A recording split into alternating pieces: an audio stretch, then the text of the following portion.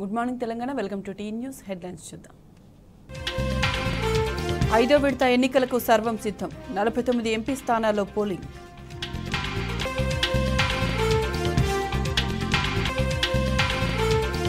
ఇవాళ రాష్ట్ర మంత్రివర్గ సమావేశం. షరతులతో కూడిన అనుమతిచ్చిన ఈసీ.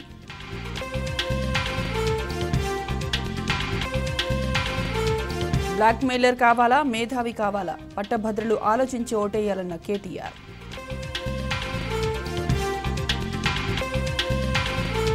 ఫిర్యాదిగూడలో అవిశ్వాసం గెలిచేందుకు కాంగ్రెస్ కుట్రలు.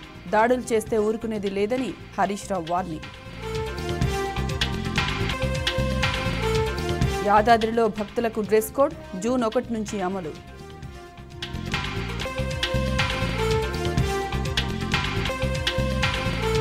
ఐపీఎల్లో హైదరాబాద్ దూకుడు. పాయింట్ల పట్టికలో 2వ స్థానం.